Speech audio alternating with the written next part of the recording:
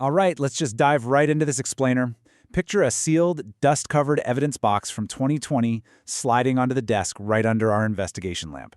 Today, we're popping the lid off that box to forensically unravel literally the largest fake collateral scam in modern history. We're talking about a true corporate thriller that completely shook the foundations of the Chinese financial system. It's got shadow banking, state-backed insurers, and this breathtaking billion-dollar illusion cooked up by a company called Kingold Jewelry. Now, you're going to want to pay super close attention to the details we unpack here, because honestly, this isn't just a story about fake gold. It's an absolute masterclass in how unquestioned authority and systemic blind spots can be weaponized to print money out of thin air. So, picture the scene. It's February 2020. A major financial institution, Dongguan Trust, has grown incredibly suspicious of their big-shot client.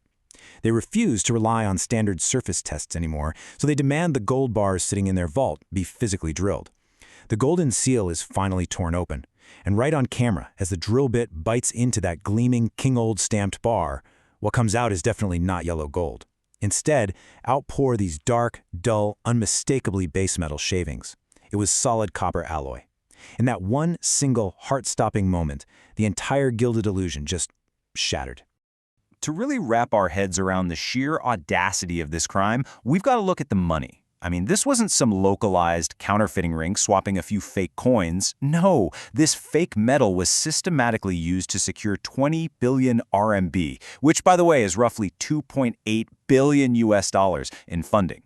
2.8 billion. And they didn't just dupe one gullible lender either. This web pulled in 15 different major financial institutions. Every single one of them handed over billions in real, hard cash, completely convinced they were holding pristine, solid gold as their ultimate safety net.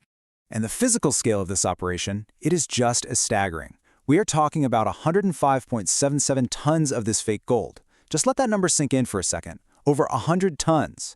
All successfully deposited, audited, and locked away in high-security, state-insured bank vaults by the year 2020. Imagine stacks upon stacks of these heavy, officially stamped bars just sitting quietly in the dark for years. They formed the absolute bedrock collateral for billions in shadow banking loans, all while being completely, utterly worthless. This really puts things into perspective, because it shows this was no petty theft. When you compare that 105.77 tons against actual economic output, the scale is just mind-blowing. This one single jewelry company was hoarding fake collateral equivalent to 22%, over 1/5 of China's entire annual gold production. It was even equal to about 4.2% of the country's official state gold reserves at the time. The massive, unprecedented volume of fake assets Kingold pumped into the system is exactly why this is a fraud of sovereign proportions. Okay, so if we follow the red string on our investigation board, it leads us right to the architect of this whole deception. Meet Jia Zhihong. He was bold, super eloquent, and honestly, pretty reckless. But the most important detail about him, he was a former military commander who actually used to manage real gold mines for the People's Liberation Army. That background is absolutely crucial. It gave him deep state ties and basically wrapped him in this aura of total invulnerability. In the heavily relationship-driven world of Chinese finance, his resume screamed, "I am an untouchable insider. Do not question me." And, well, as we'll see, nobody really dared to. Watching his golden facade build over time, you really see a classic masterclass in manufactured legitimacy. Back in 2002, Jia acquires a gold factory that used to be affiliated with the People's Bank of China. Boom, instant state-adjacent credibility. By 2010, he scores a backdoor listing on the US Nasdaq, which projects this image of global corporate legitimacy to anyone looking from the outside. But here's the turning point. Notice the pivot in 2015. As the broader economy shifted and Kingold's core jewelry business started to dry up, Jia desperately turned to the highly lucrative but much less regulated shadow banking market. He knew that in that Wild West space, physical gold was the ultimate, unquestioned collateral. So you might be wondering, why did he even need so much cash in the first place? Well, the motive wasn't to make more jewelry, that's for sure. It was all about massive real estate speculation. As the property bubble was blowing up, Jia set his sights on the Tree Ring Group. Now, this company was sitting on some incredibly valuable blocks of land in Wuhan and Shenzhen. But to buy a controlling stake, he needed a staggering 7 billion RMB in raw cash. He obviously didn't have it, and he definitely didn't have the real gold to secure loans for it. So, he just decided to manufacture the collateral out of copper to feed his real estate empire. Getting thousands of kilos of faked gold past the strict risk controls of major banks is no small feat. To do it, he engineered what we call a dual guarantee architecture. It worked in 3 elegantly simple steps. Step 1, Kingold delivers these visually perfect, freshly stamped bars right into the bank's vault. Step 2, and this is the absolute linchpin, the state insurer PIC issues bespoke policies guaranteeing the weight and quality of that exact gold. Finally, step 3, the shadow banks see a flawless state guarantee and they just lend billions, entirely bypassing their own normal due diligence. Imagine the heavy thud of rubber stamps slamming down, approved, insured, while the vault doors firmly lock shut on a giant pile of copper. Now, the actual physical execution of these fake bars was basically flawless. The facade was this micro-thin layer of genuine, 99.9% pure gold, heavily plated over the outside. It was just thick enough to easily pass standard surface-level visual, weight, and density checks. But if you sort of peel back that golden layer, the truth is just a solid copper alloy core. The standard mass spectrometers that Chinese banks were using for their routine intake, they simply couldn't penetrate deep enough to detect the cheap base metal hiding right beneath that golden skin. But here is the craziest part, and it's absolutely crucial to understanding why lenders were paralyzed from finding the truth for so long. They were caught in this massive systemic catch-22.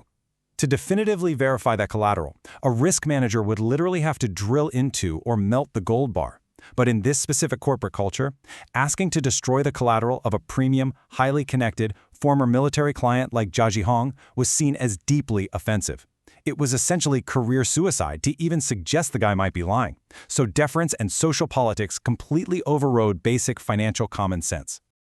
Of course, a scam of this magnitude doesn't happen in a vacuum. It requires a whole network of enablers. Following the red string across our evidence board connects the key players perfectly. First up, we've got Zhu Dachun over at the PIC insurer, who, surprise surprise, also happened to be Jia's brother-in-law. Classic nepotism allowed him to write up those impossible insurance policies that legitimize the fake gold. Then there's a broker named Shi Wei, who actively drafted custom clauses to steer inspectors away from the truth, pocketing a cool 28 million RMB in illicit commissions. And finally, insiders like Chen Ying, a trust manager who literally reached in and manually overruled his own risk management team 3 separate times when they flagged massive anomalies with the gold. But you know how it goes. No matter how good the illusion is, eventually the paper trail catches fire. The cracks really started showing in late 2019.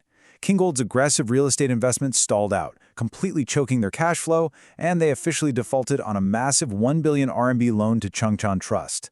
That one falling domino forced the hands of the other lenders. By February 2020, a desperate Dongguan Trust, needing cash to cover its own defaulting debts, made the fateful decision to stop asking politely. They moved to physically liquidate Kingold's collateral, finally snapping the tension of 4 long years of blind trust. As absolute panic started spreading through the financial sector, a second firm legally demanded to test their gold, and yep, they found copper too. But Jia Zhihong? He doubled down. He fiercely denied the fraud to the press, and he used this incredibly brazen defense. He literally said, how could it be fake if insurance companies agreed to cover it? I mean, the sheer nerve. He was brilliantly, almost sociopathically really, weaponizing the exact dual guarantee trap he built to deflect all the blame straight onto the state insurer.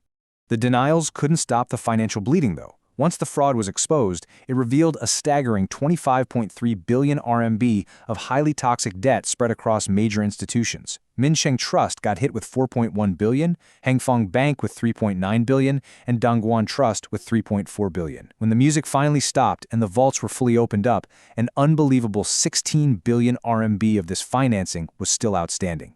It left a massive, smoking crater right smack in the middle of the shadow banking sector. The reckoning was swift, and it was brutal. Imagine the newspaper headlines spinning in across the financial world. Kingold completely dodges overdue reporting by voluntarily delisting from the Nasdaq in 2021, cutting off their access to U.S. capital. Meanwhile, back in China, this massive legal war erupts over the insurance. The courts ultimately ruled that the PICC policies were invalid because of intentional fraud, so they didn't have to pay out the full 30 billion, but they still hit the state insurer with a massive 2.2 billion RMB penalty for gross contracting negligence thanks to their wildly corrupt underwriting process. The gavel finally came down incredibly hard on the architect of it all. Jia Zhihong was convicted of contract fraud, bribery, and illegal loan issuance, and he was sentenced to life in prison with all of his personal property confiscated. His network of 18 accomplices, they were handed sentences ranging from 3 to 12 years behind bars. But honestly, the most chilling detail in this final judgment is the actual cost. Over 14.6 billion RMB in unsecured losses were left completely unrecovered, just hanging toxic in the system. The money was simply gone.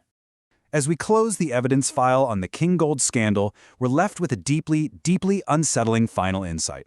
Because look, this wasn't just a failure of testing equipment. It was a systemic failure where blind trust entirely replaced basic verification. It exposes a terrifying reality within the shadow banking system.